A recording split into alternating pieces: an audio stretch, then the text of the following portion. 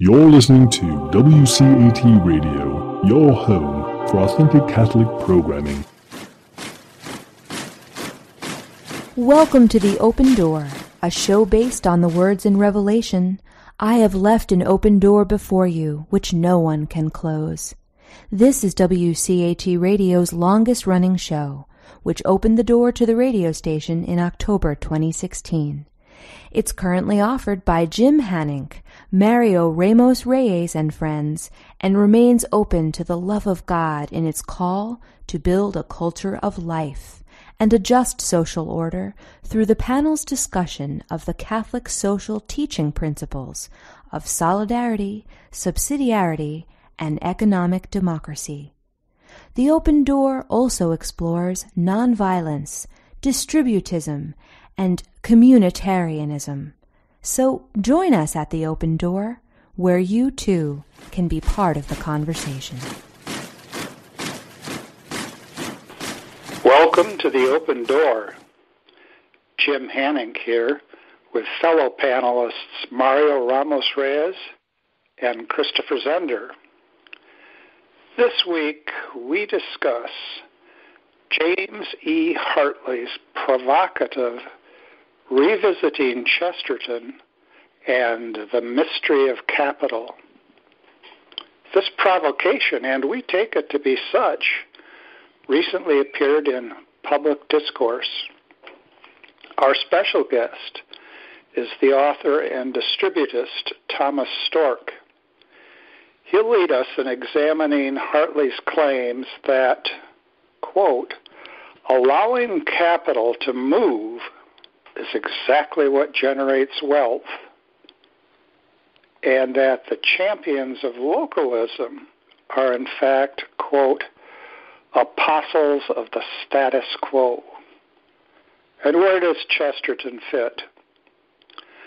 Our hero wrote that, again quoting, we learn about reformers without knowing what they had to reform, about rebels without a notion of what they rebelled against, of memorials that are not connected with any memory, and restorations of things that had apparently never existed before.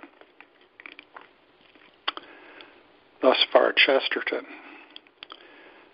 So then, with respect to the origin of capitalism, are we guilty as charged? Or are we, as they say, being stitched up? Let's begin with a prayer. Come, Holy Spirit, fill the hearts of your faithful, and kindle in them the fire of your love.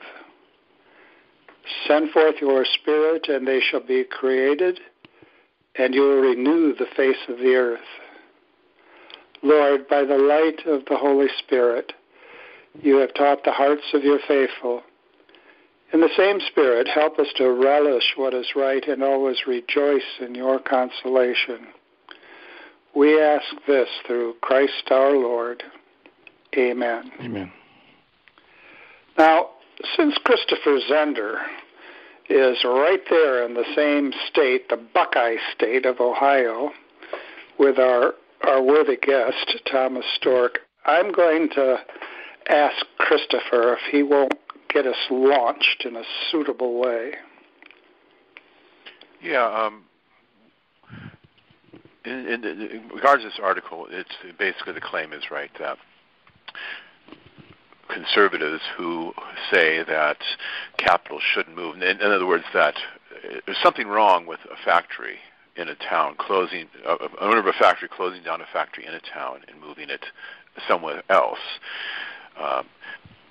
That's what the claim often is, but the author wants to say that the actual reality is that's not the case, is that actually it tends towards good that this happened. In fact, we wouldn't have wealth, we wouldn't have prosperity if this sort of thing didn't happen.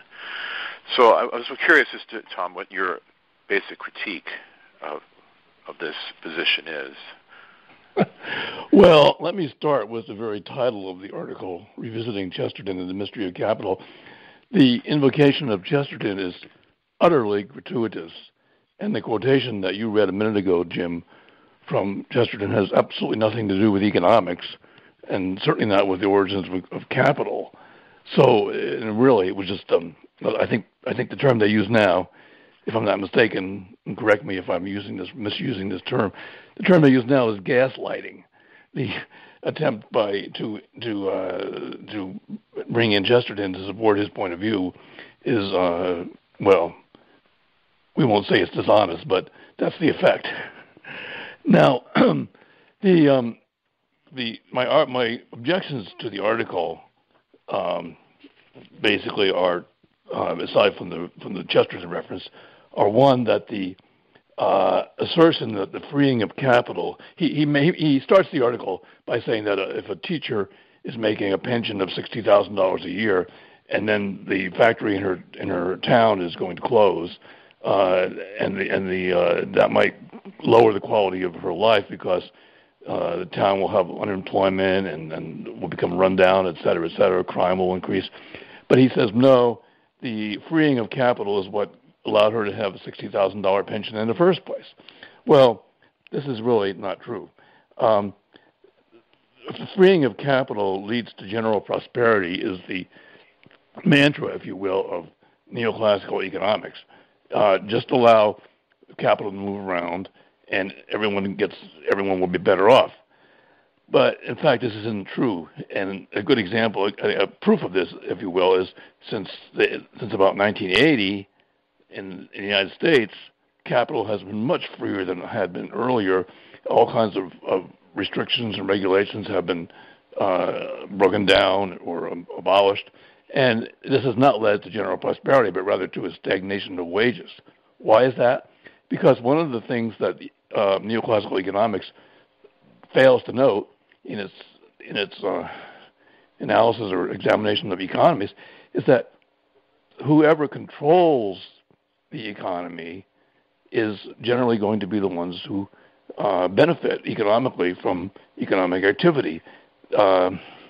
And controls not only in the sense of having direct economic power, but controls in the sense of forming institutions, forming laws, tax policy in their own favor. For example, CEOs of companies, even sometimes when these companies are going into bankruptcy, manage to get large amounts of pensions and their pension funds and their own pension funds, that is, and their salaries.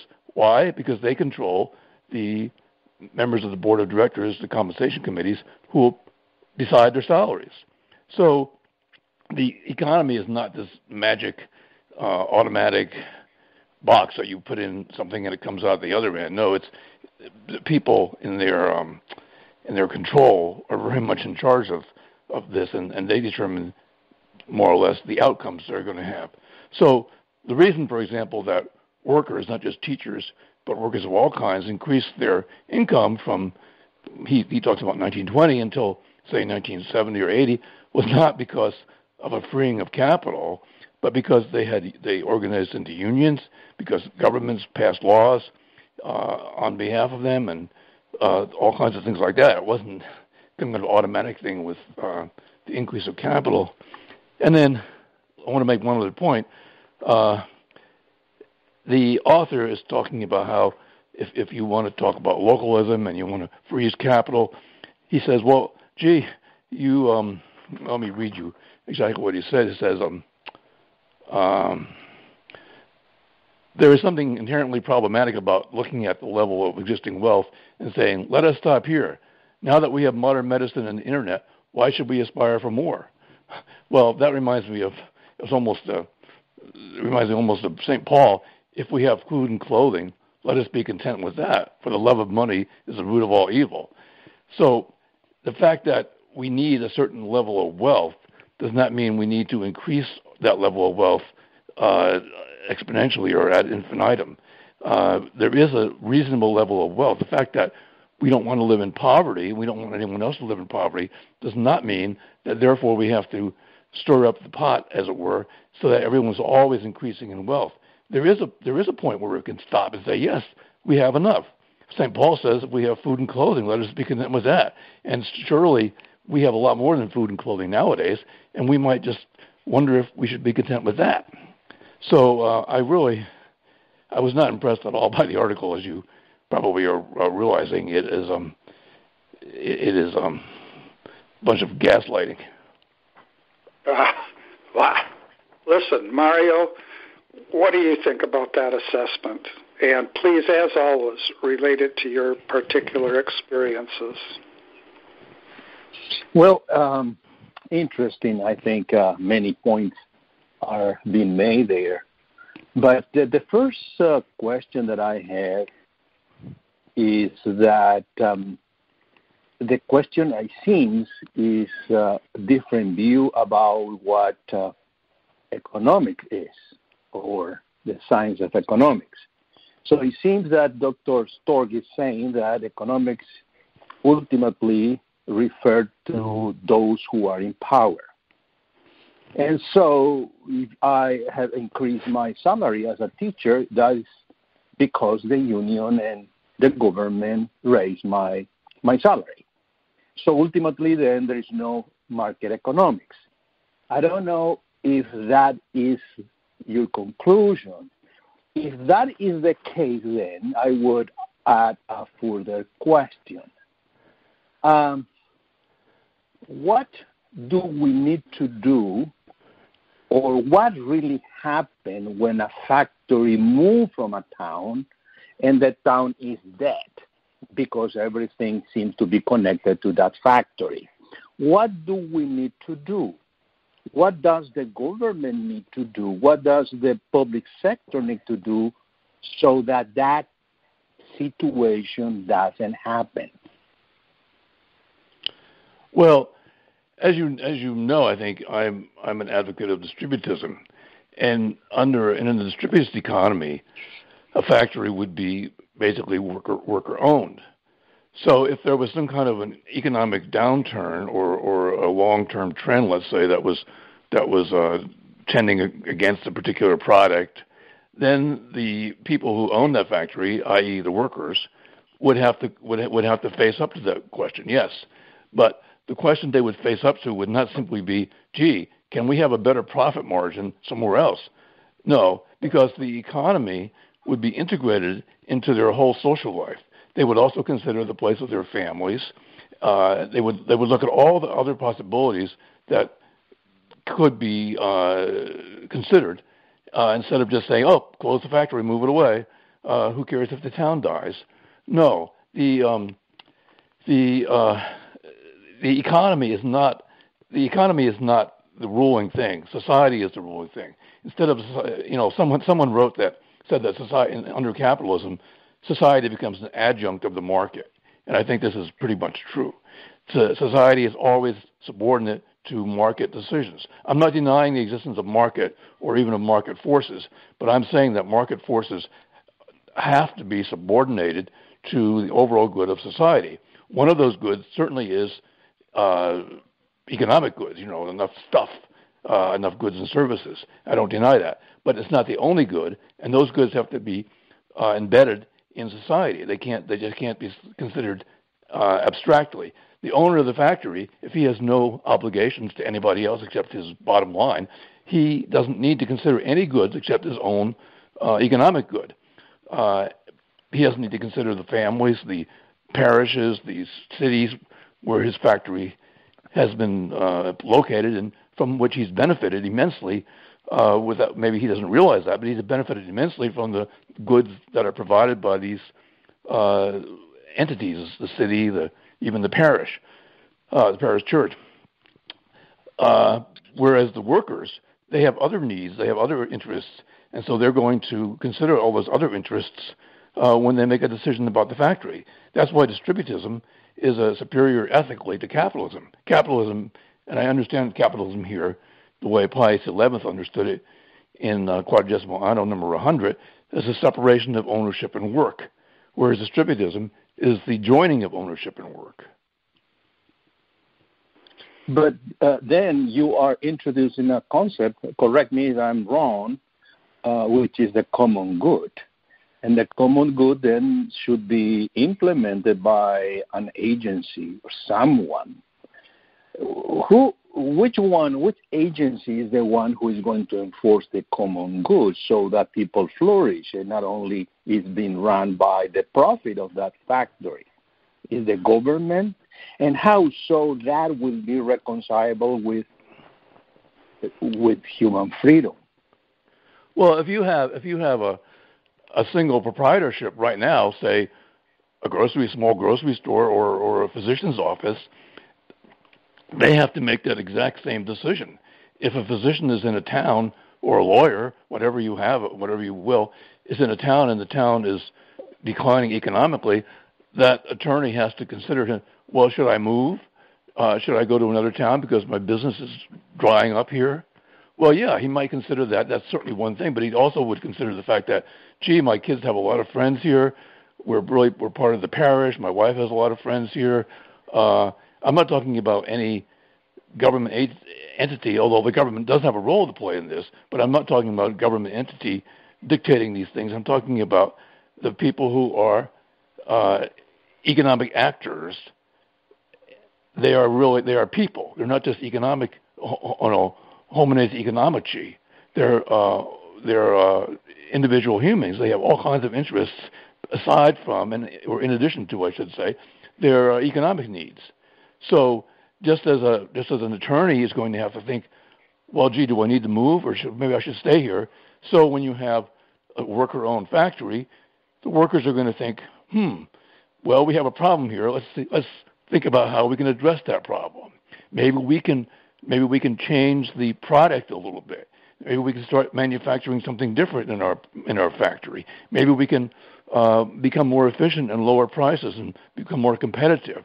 All kinds of alternatives exist. Simply than say, bottom line not good enough, profit margin too low, we'll move. Let me push in a different direction here. I'm on record. I don't know if anybody ever looks at the record. People don't say to me, let's consider the record. But if they did, I'd say I'm on record as holding that the terms right and left, conservative and liberal and progressive, that those terms are all thought blockers. Now, here we have our interlocutor, Professor Hartley, saying within a sentence or two of opening his remarks, saying there's a curious strain of recent conservative thought. And towards the end of that paragraph, he says, remember, these are conservatives making this argument. Now, I suppose it's just possible that he'd say that true blue Chestertonians are conservatives, or maybe he's got some other people in mind. What sense of the term conservative do you suppose he's working with? Well, first of all, I agree with you completely. Because I'm on record too as having as saying that these terms, liberal, conservative, are obscure, clear thinking. Tom, would you say our record is a broken record? Well, it should go on more, but I think maybe what he's talking about is, if you remember, I think it was the end of last year that conservative commentator Tucker Carlson had a kind of a diatribe against the free market and against some of its ill effects, these very kinds of things he's talking about in the article, closing factories. So and if you look at the website called The American Conservative, which is a very mixed bag, you'll find some of the people writing on there will also be critical of free market economics. So I think that's probably what he's talking about. All right. Now, it's true that a lot of people would like to label distributists as conservatives, and some distributists are not unhappy with that label, but I think that's a real confusion of thought because people feel the need to situate themselves either as a liberal or as a conservative, and this is a ridiculous idea, and it's just both these political cultural blocks that we call liberal and conservative in the United States are a hodgepodge of positions that have no ideological or coherent philosophical relationship with each other. I know this is not what we're talking about today primarily, but that's the background of this question you asked. All right, then. I want to ask Christopher if we could maybe shift to Ohio and the small town in which he lives and ask him if there are any potential factory closings in his area or any potential factory openings or any economic movements that connect with the discussion that we're having today. Well, in our town of 400, we have one, I guess you could call it a factory. We have a place that makes organs. They repair organs, but they also make organs. So it's a small business, and I see no prospect that it's moving. Though it had represented to some degree a movement of capital because the owner, his family, they've been in the organ business for a long time. He moved his operation from Toledo down to Hartford, my town, many years ago. Now, in that case, though, it's kind of interesting because the business still exists in Toledo. His brother runs, I think he does more repair than manufacture up there, but he runs an organ business under the same name up in Toledo, and the brother down here in Hartford. So that's an example of a movement of capital, but it seems to me an example of a movement of capital which didn't deprive the people of Toledo of an organ factory. It's simply a re-establishment of a new center of that organ factory. But besides that, I mean, my village has historically been predominantly agricultural. But what you see here is I was talking to a fellow who actually lived here since the 70s. He said back in the 70s, he said perhaps like 40% of the population was involved in agriculture in some way. Today, 4% of the population is involved in agriculture, and that's because of consolidation of farms around there in part.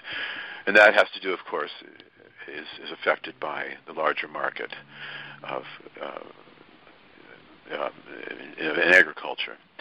So in that case, it doesn't apply. But there are towns like Mansfield, north of us, which was clearly a factory town at one time and is now, by all appearances, in a very depressed state. And you could find a number of towns in Ohio either that have suffered from agricultural economy or from the economy of moving factories to other places. I want to shift examples. Tom, may I just make one thing, Jim? Yes, Pardon? Please go ahead.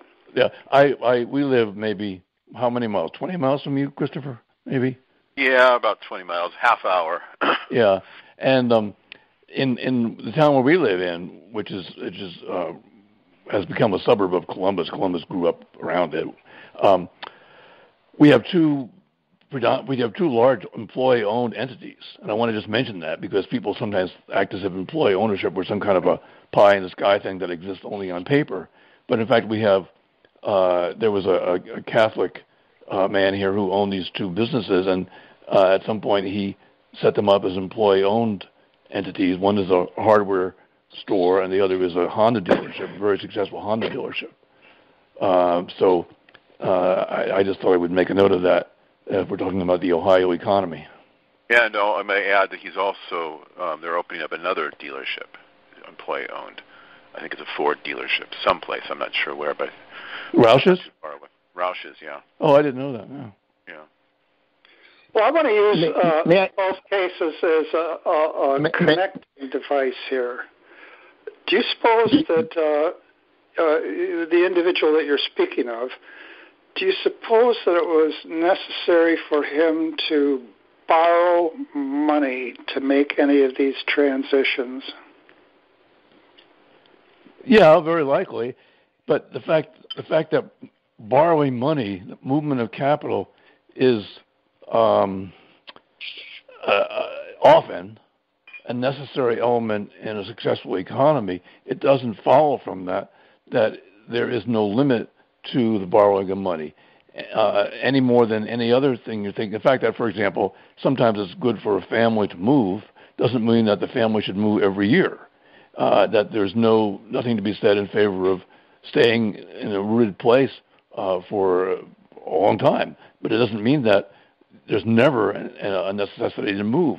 Or if you think of any other element of human life that is a necessary and good element, doesn't mean that element is somehow always good. Always should be the predominant factor. So no, borrowing money can be and often is a necessity. Certainly for starting a new business, that would generally be a necessity.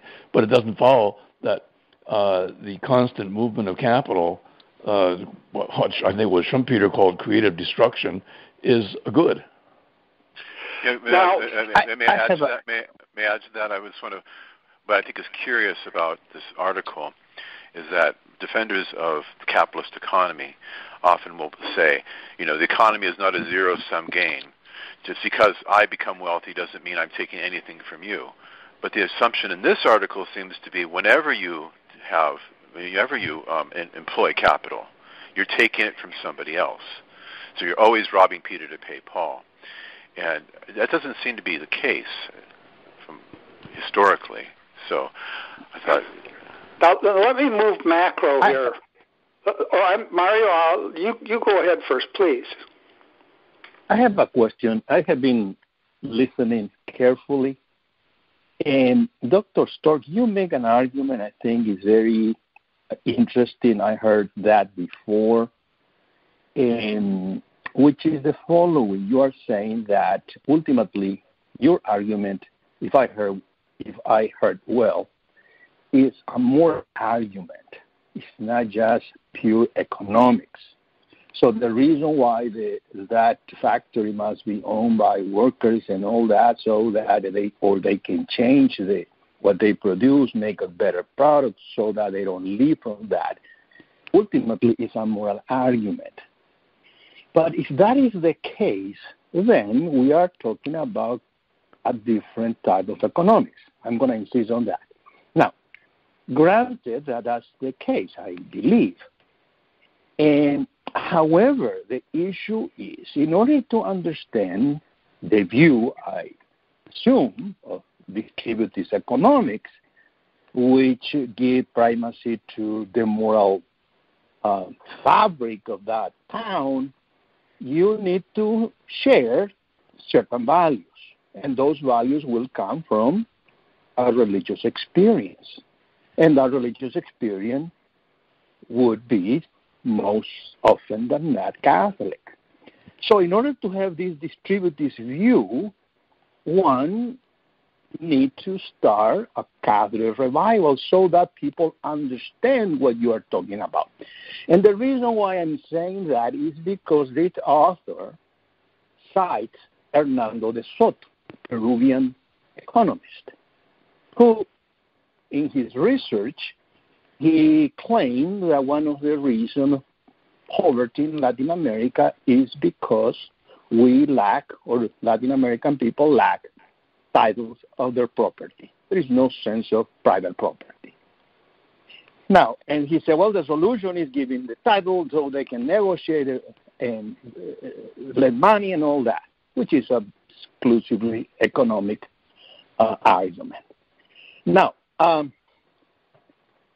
if that, I think this context, I don't know if I'm organizing my question here, what would be then the counter argument from you? Say, yes, it's an economic argument, but it's better. How then you are going to argue with a moral argument to someone who is arguing supposedly from more economic or empirical base? If I understood you rightly, you're asking me how would the kind of economic thinking that I seem to right. be. Because argument against distributists is that you are making a moral argument. You are not making an economic argument. So how then we are going to discuss, because we are at different level. And your argument is based legitimately on certain values. Those values refer to religious experience. But I'm here based on, I don't know, the spontaneous order or whatever argument that economists would be making. So there's no same level of discussion, it seems to me. Well, I don't think that's exactly true. You're surely aware that the dominant school of economics today, which is often called neoclassical, had many competitors and still does. For example, in the 19th century, there was the historical school, associated particularly with Germany, which insisted that instead of making theoretical arguments about things, that examined very carefully economic history and see how things actually worked out in practice. Then there was a school that I'm particularly fond of, the institutionalists, the original institutionalists back in the early part of the 20th century, who insisted that the way institutions, in the broadest sense of that term, culture, the tax system, the legal system, how all these operated, had a tremendous effect on economic outcomes. And a good example is this: look at corporations in the United States. What we mean by corporation. These are limited liability companies that have a charter from the state, and they only came to existence in their present form after the Civil War. They are purely a product of legal fiction or legal activity, I should say. Suppose, for example, and yet economists tend to talk about corporations as if they were somehow natural things like waterfalls or rocks or the stars in the sky, as if this was the way people have to act. But this is not the way people have to act. For example, if tomorrow legislatures removed the legal protections that corporate directors and officers have to their actions, you would see an immense and immediate change in their behavior. This has nothing to do with economic laws one way or the other. It has to do with the fact that the legal incentives would be utterly changed. So first of all, I may be being a little bit roundabout here, but I don't agree with you that the kind of economics that you seem to be espousing is the only kind of economics. There are many, many ways of approaching the economic question, and many of them have a quite sophisticated literature behind them. And then secondly, if you look at the papal encyclicals, you can say this is a religious experience. Well, most of the arguments in the papal encyclicals are based on natural law. There's not a whole lot of appeal to revelation there.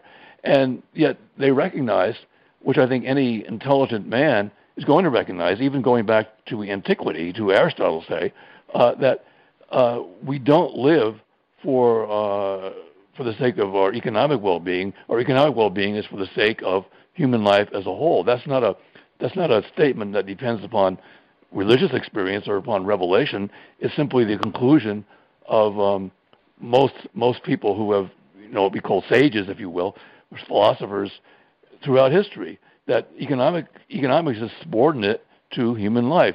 As I said, that's not a religious assertion. That's simply an assertion that is a kind of a natural law assertion, or an assertion that intelligent people have come to throughout history. So I don't think it's true that this depends upon being a Catholic. It depends simply upon saying, hey, the modern world has really screwed things up, has made the acquisition of goods, has given it much too high a place. If you look at, for example, elementary economics textbooks like, say, Samuelson, he seems to think that the constant desire for goods is an unalterable economic factor that has to be accepted.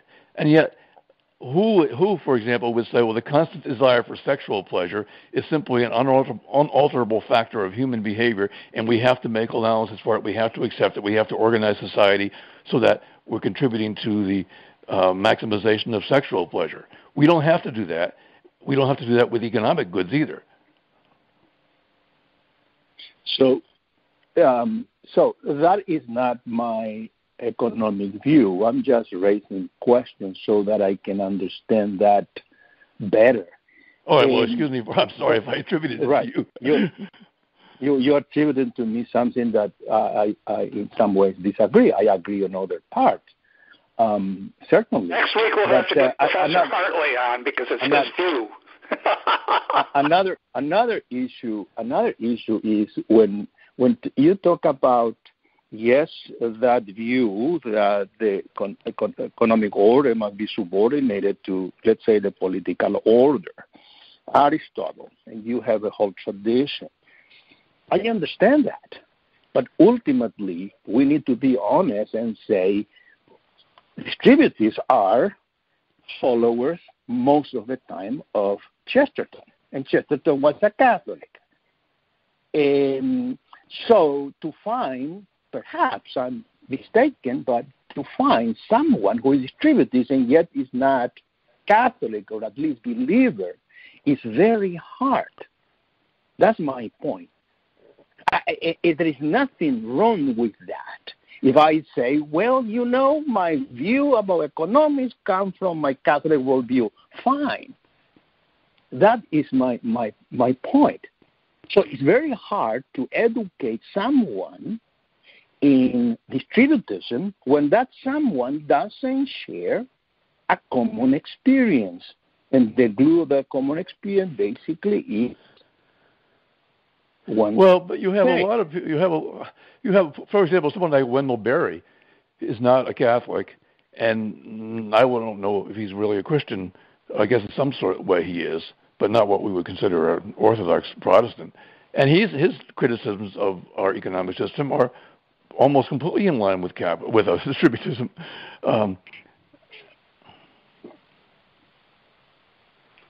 Well, and he has many followers. There'd be a whole range of communitarian socialists prior to the ascendancy of Marxism that I think would be sympathetic to our position. And those folks weren't Catholics, and I think for the most part they weren't either. But can I do a transition here to a particular case? And I think that all three of you have been leading towards this case. What about the example, not of the factory, but what about the example that actually Professor Hartley develops at length of, he refers to them as squatters, who have moved on to government land and never been evicted and have built up their own communities over the years and are unable to use them as any form of capital. Quoting now Hartley says, in poor countries, and now Hartley refers to De Soto, and Mario's referred to De Soto as well, poor people actually own quite a bit of wealth. How much? Figuring that out took quite a bit of work by De Soto and his associates. The number they arrived at was simply staggering. By our calculation, the total value of the real estate held, but not legally owned, by the poor of the Third World and former communist countries is $9.3 trillion. Now, all of this was reported in a book from 20 years ago. Now, do any of us have any objection to the government saying, possession is 9/10 of the law, and this other 10th we hereby grant, you now legally own this? How's about that? Well, let me jump in here. He talks about these. First of all, he talks about these communities of squatters that he calls them vibrant, and they have electricity, they have this, they have that, they have houses. My question is, what's wrong with them? They seem to be doing just quite well right now. What do they need? And I have no objection to granting ownership to those people, none whatsoever. But even if you didn't grant them ownership, what are they supposed to do? Go out and mortgage their houses so they can open a company somewhere or multinational company or something? I mean, Well, maybe what he'd say is, look, just as in Ohio there were some loans that were necessary to make good things even better, so also among these people, loans will be necessary to make things that are good things, that are sustainable things, actually better. And why not have a more flourishing economy? Only one reason why they don't have a more flourishing economy: they don't have legal ownership. So why not just give them legal ownership? And you yourself say, fine, it's fine with you. It'd be fine with me personally. But it doesn't mean they have to go. I mean, does it mean they have to go and mortgage their houses? In some cases, it might be good. I mean, I don't know. The picture that DeSoto points to these people doesn't sound like they're doing that badly. But maybe they are. He might say if you visit these places, they don't have networks of stable community colleges, which they could have. If you visit these places, they don't have thriving medical centers, which they could have. And, well, okay, I'm all for that. Okay, yeah. I have no objection to that. But he's saying more than that. He's saying that if they had legal ownership to their property, and again, I have nothing against that, then they could go out and mortgage their houses and do more. And in some cases that might be good, but in some cases it might be utterly unnecessary. I mean, should I take a second mortgage out on my house because then I can start a business with it? Why? I mean, capital doesn't always have to be mobile. The fact that there's a certain amount of mobility necessary in capital, it doesn't follow that capital should be mobile to the greatest extent possible. No, I agree, but there are a lot of different things that people might want to do. How about people who would like to, I would join them in a nanosecond, as they say in high-tech days, start small publishing companies to encourage fresh thinking in political and economic spheres. Well, most I could do right now to do that would be to go to Kinko's and have some of my screeds published and pass them around. But we could do much better than that if we could just have some small publishing companies and some neighborhood bookstores, and we can't even do that, right? But you could do that, or these folks could do that, and that'd be a good thing. Yeah, but may I point out here that I don't think this makes Hartley's point, because, again, he's assuming that the movement of capital means the deprivation of wealth from one group of people and the giving of that wealth to another. Is that the case? Is it the case that it doesn't even seem to be the case here. He develops at length an example which really doesn't involve the movement of capital. It's just a legal recognition of what does exist. Yeah, and even if they do take out loans on their houses or whatever they have, is the money they get, is that money taken from somebody else, depriving somebody else of wealth?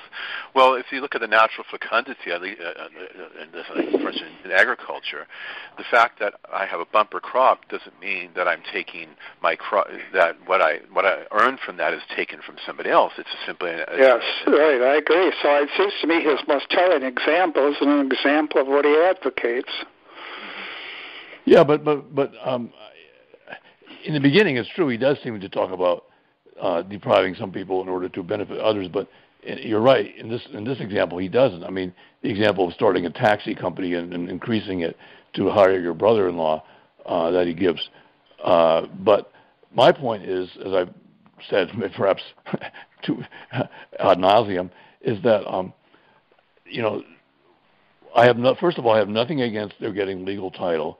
Second of all, it may well be that some of their capital would be usefully employed in investments of one kind or another, but that it doesn't follow. His point, which he's implicit in this, is that the more capital movement we have, the better, and that I deny. We don't have to have pleonexia, constant increase of material things. Now, let me try another example. For long time ever, my family and I, we've lived in a predominantly African-American neighborhood. And from time to time, we see an increase in the number of black-owned businesses. And I haven't done the statistical work to see overall over the last, say, 35 years what kind of increase there's been, because businesses come and businesses go.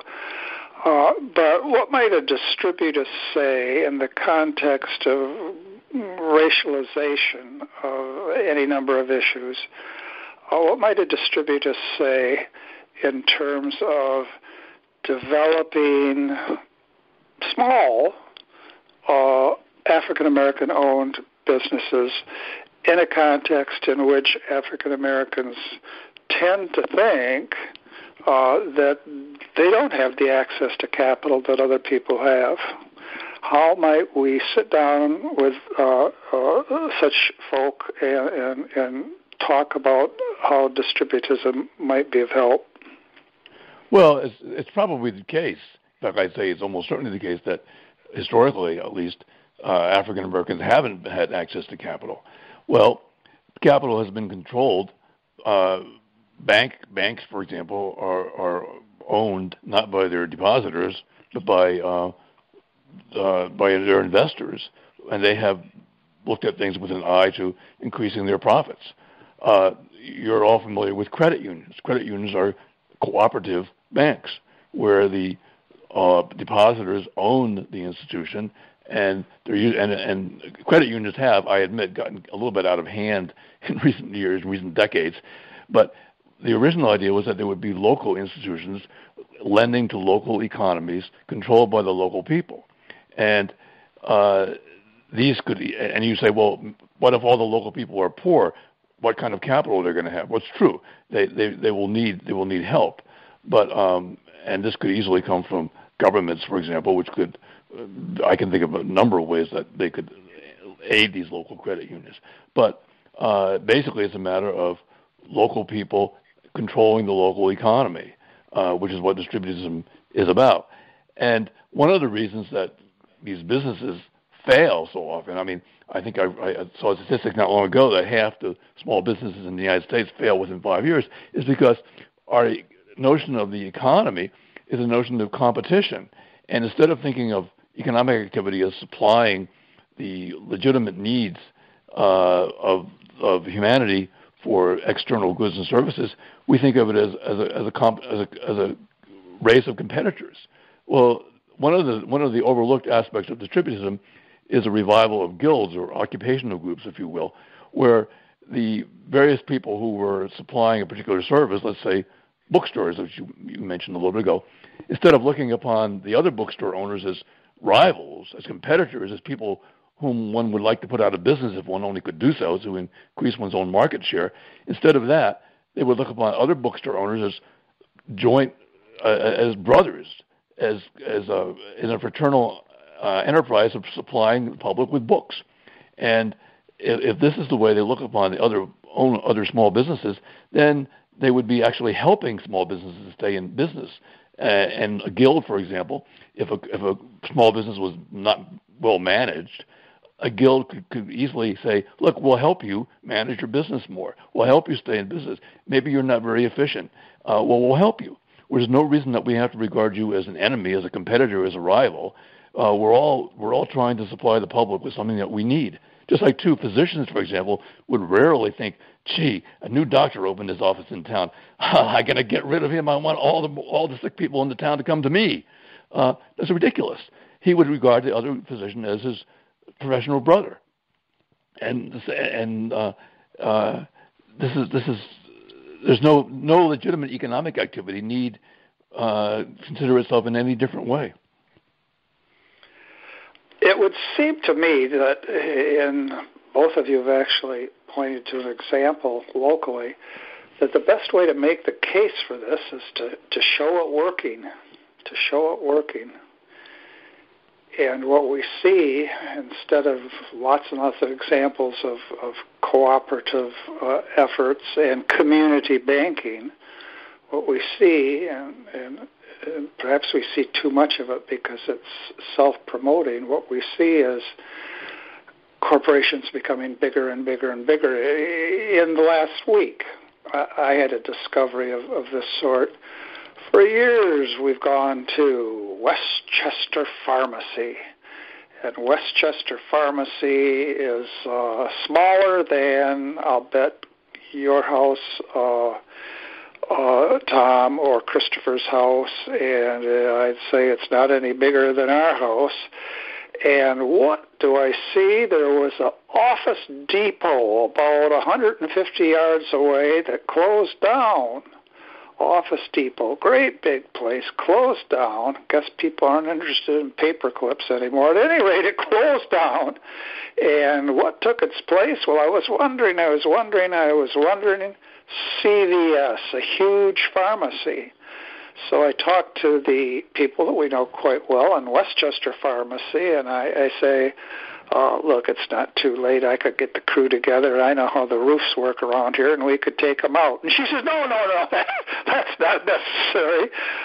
But she couldn't figure out why they had to have 3 mega CVS pharmacies within a half a mile distance of each other.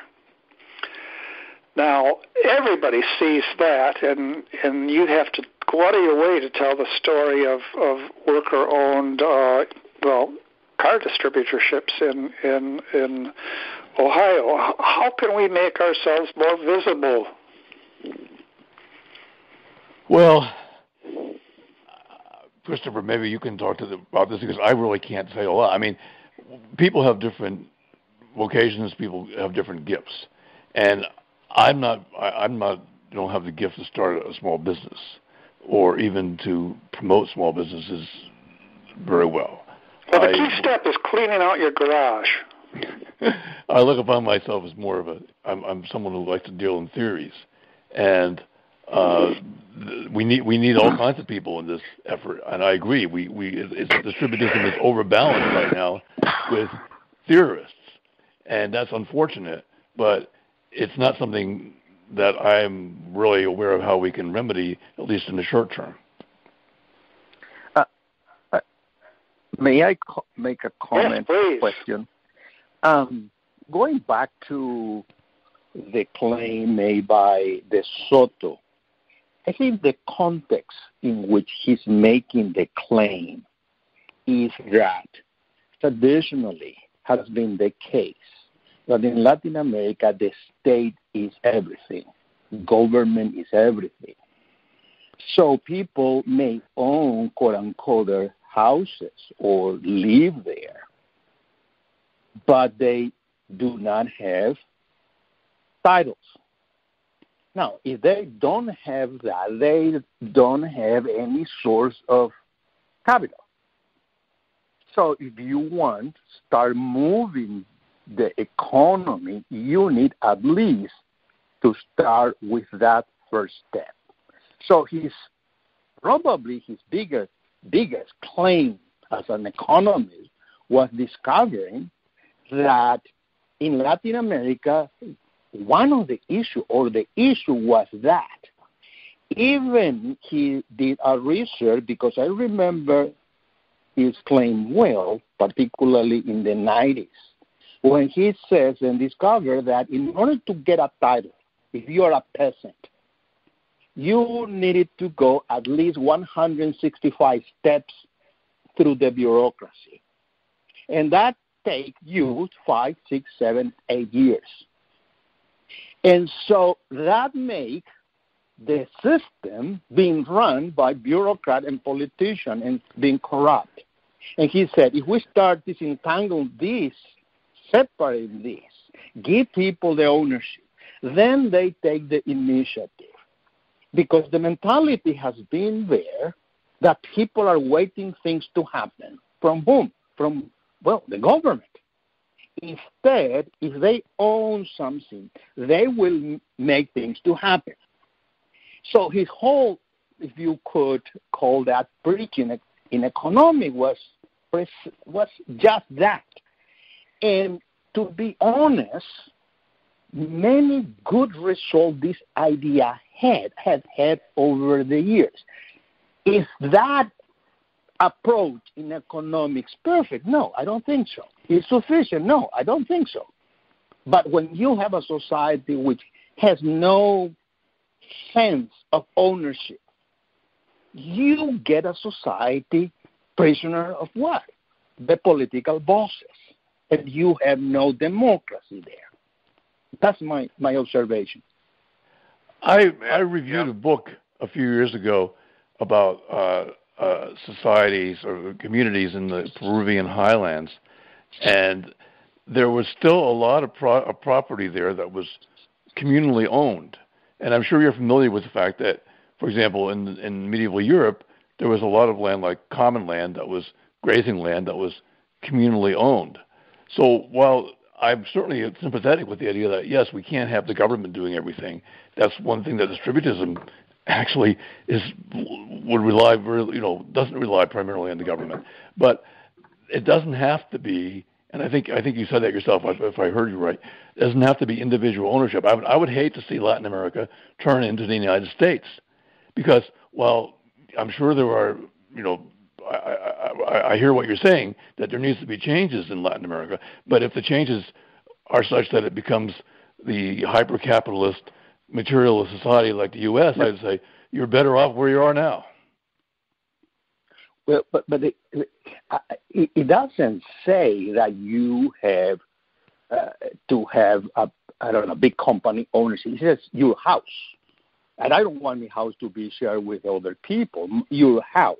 Because the issue is that people don't own their houses, small houses, the small ranchos, they don't own. And what he's saying, at least you have the title, you would begin having a sense of ownership and take initiative. Because otherwise you become very passive. And that is part of the culture. And he's trying to change this dynamic. Now, whether he's going to promote big businesses, that's not Hernando de Soto, because he's promoted generally small businesses and middle-sized businesses. I don't think he's in that vein. He's just affirming something that may be the beginning of a reform. And I think in many cases work. Now, if you say, well, in Latin America, people have ownership or communal ownership. Even those do not have titles.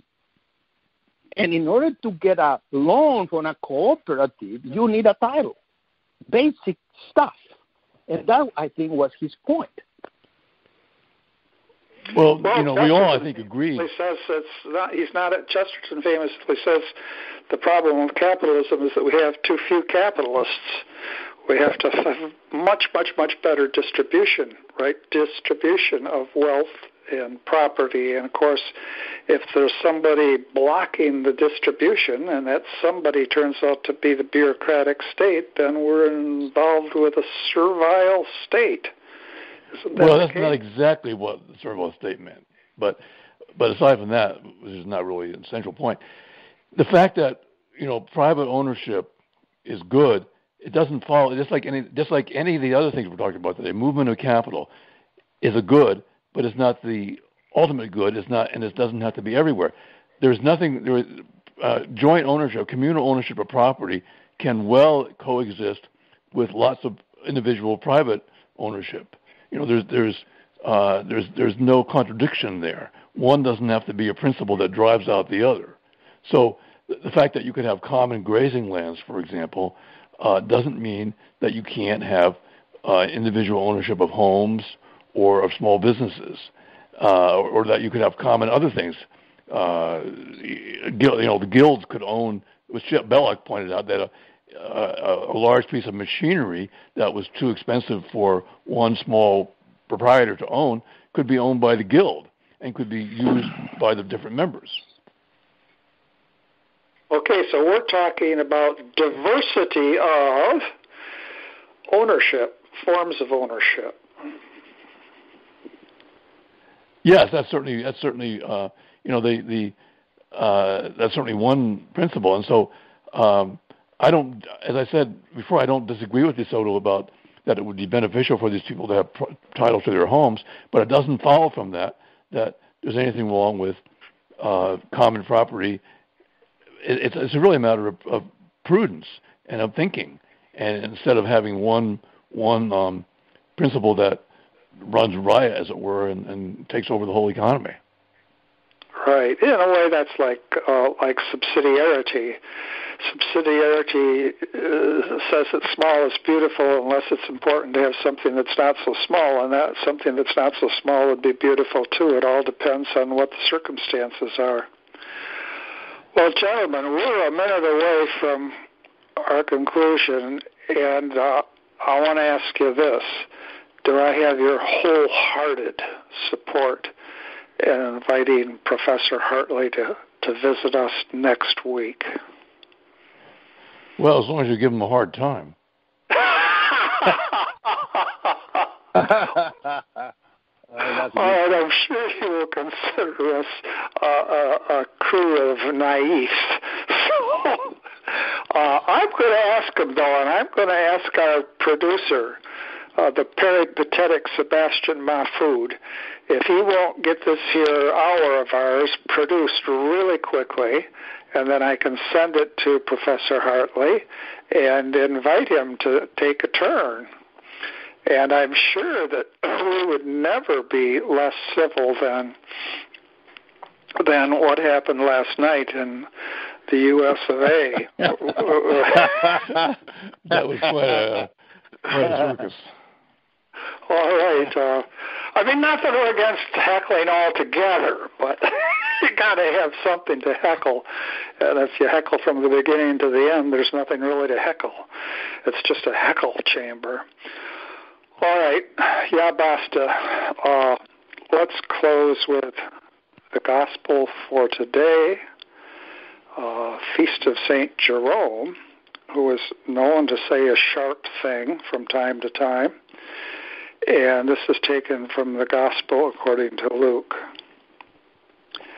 As Jesus and his disciples were proceeding on their journey, someone said to him, "I will follow you wherever you go."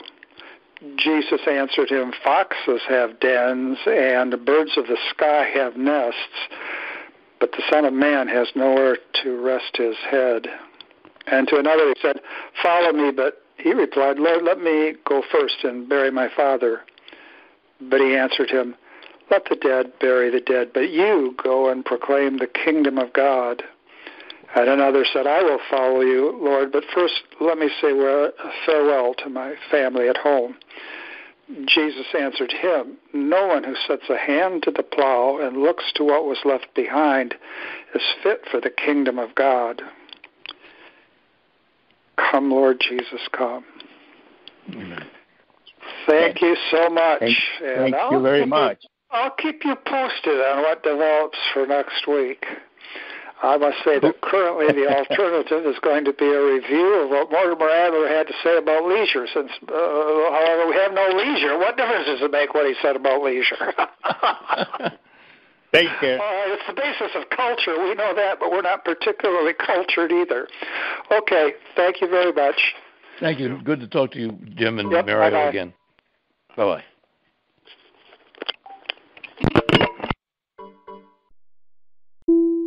Hello, God's beloved. I'm Annabelle Mosley, author, professor of theology, and host of Then Sings My Soul and Destination Sainthood on WCAT Radio. I invite you to listen in and find inspiration along this sacred journey we're traveling together to make our lives a masterpiece and, with God's grace, become saints. Join me, Annabelle Mosley, for Then Sings My Soul and Destination Sainthood on WCAT Radio. God bless you. Remember, you're never alone. God is always with you.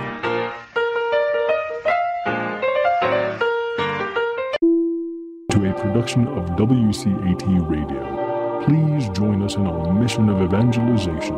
And don't forget, love lifts up when knowledge takes flight.